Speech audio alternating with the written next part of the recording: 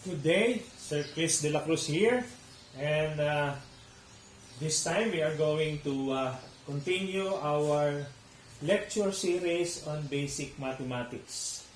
So we are already in our part 5 entitled Least Common Multiple.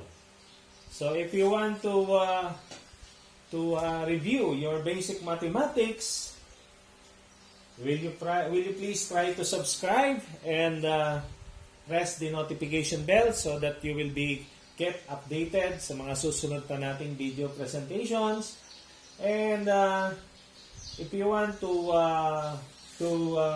watch our previous presentations, our part 1 is about MDAS, our part 2 is about PEMDAS, our part 3 is about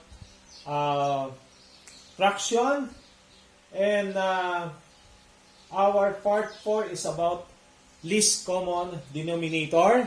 So you can always log in and search Sir Chris de la Cruz in YouTube at pwede niyong panoorin yung mga previous uploads natin.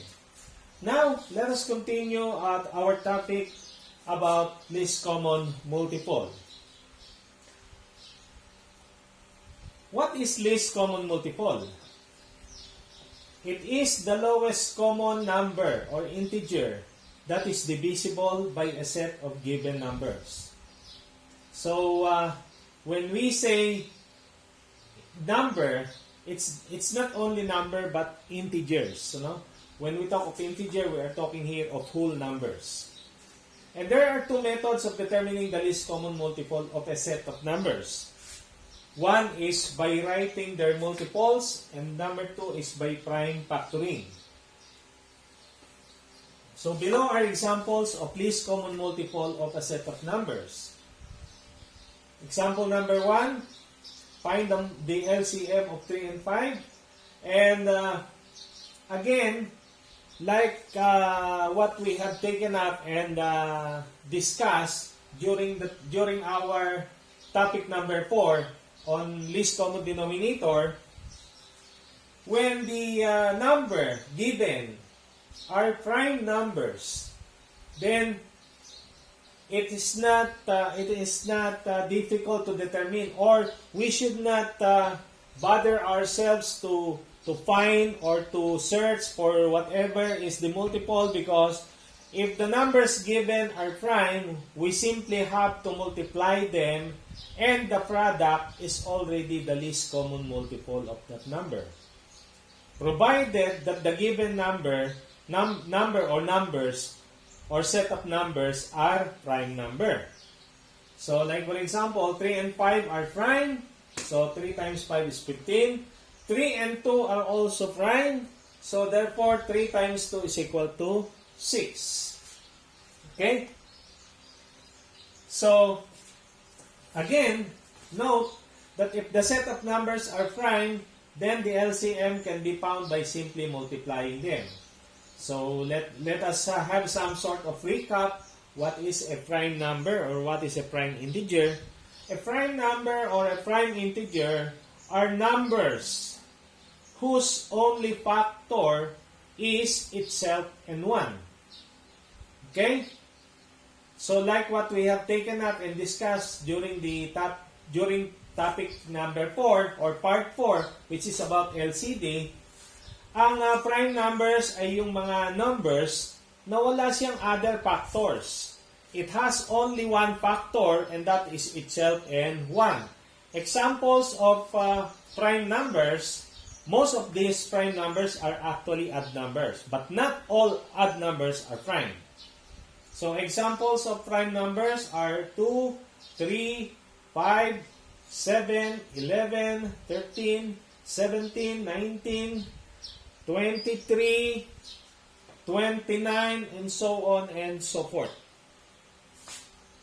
So, example again, 3 and 5, the LCM is 15, 3 and 2, the LCM is 6, 2 and 7, the LCM is 14, 3, 5, 7, the LCM is 105, 5 and 11, the LCM is 55, 3 and 19, and so on and so forth. Now, bakit madaling kuhanin? So again, sabi ko nga sa inyo, if the given set of numbers are prime, then you don't need to think of any other complications, or huwag na kayong magpakahirap, because to determine the LCM of those numbers, since they are prime, are simply to multiply them, and that's already their least common multiple. Okay? So again, what are prime numbers or prime integers? Prime numbers are whole numbers greater than 1 whose only factor is itself and 1. So here are the examples. 2, 3, 5, 7, 11, 13, 17, 19, 23, 29, 31, 37, and so on and so forth. Okay? So, by the way, I'm sorry, 39 is not a prime number. Okay? So this should not be included here. And most of the prime numbers that you can see here are all odd numbers. But, like what I have said earlier, not all odd numbers are prime. Because there are odd numbers that have 2 or more factors. Like for example, kung mapapansin nyo, wala rito ang 9. Because ang 9 ay meron siyang other factor aside from 1 times 9, meron siyang 3 times 3. And another odd number which is not included here is 15. And 15 have also 2 factors. 1 times 15 and 3 times 5. And so with 21, no? And so with 27, they are not included here because they are not prime numbers, although they are odd numbers. So, 2 methods of determining the LCM of a set of numbers are by writing the set of multiples and by prime factoring.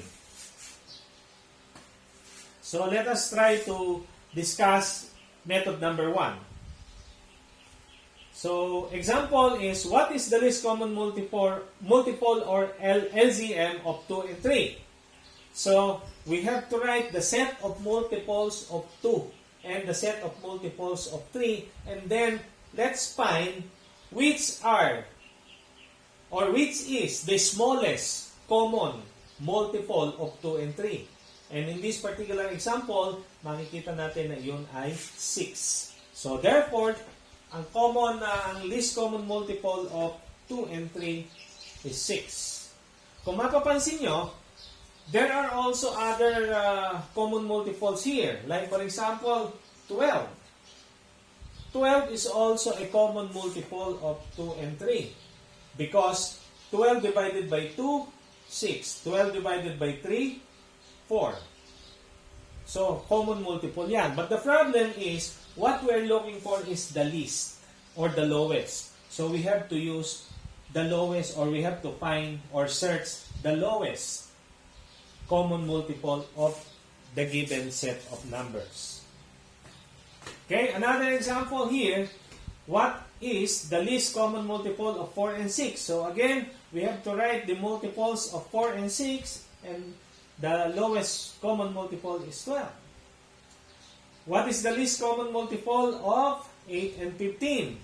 So by writing the set of multiples, we found out that the lowest or the least common multiple of 8 and 15 is 120. There's no other common multiple lower than 120. Okay? But if you will observe here, there are set of given numbers that when you write the set of multiples, it's quite tedious because you have to write so many multiples before you find out, before you can find the lowest common multiple for them. And the example here is 8 and 15. So method number 2 is by prime factoring. Another method is by finding the prime factor of its denominator, then multiply all the distinct prime factors found.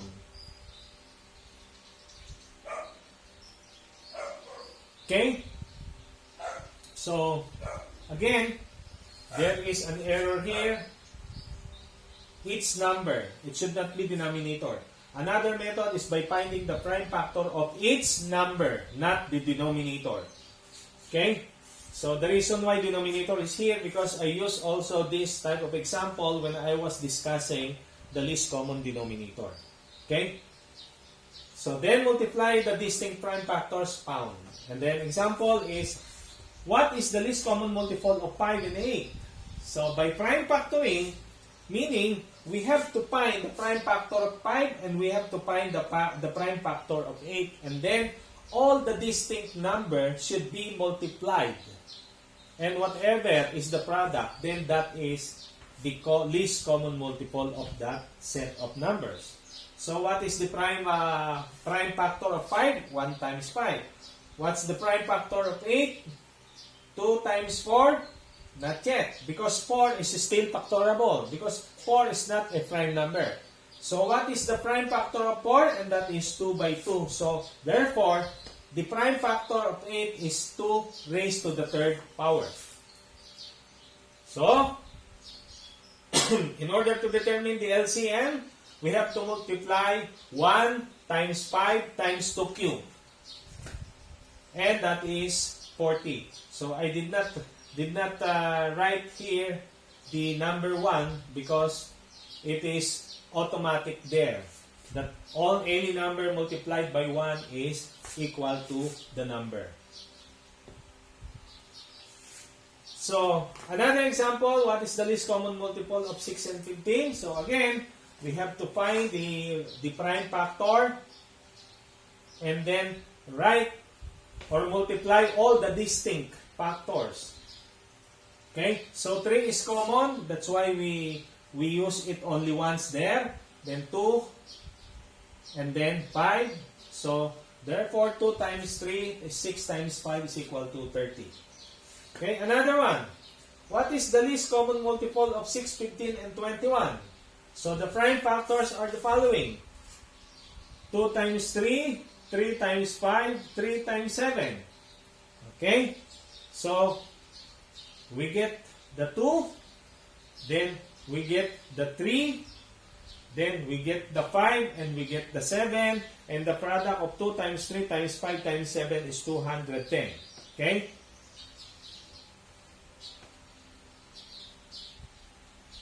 So, thank you for watching, and don't forget to subscribe and press the notification bell so that you will be kept updated. And thank you for watching.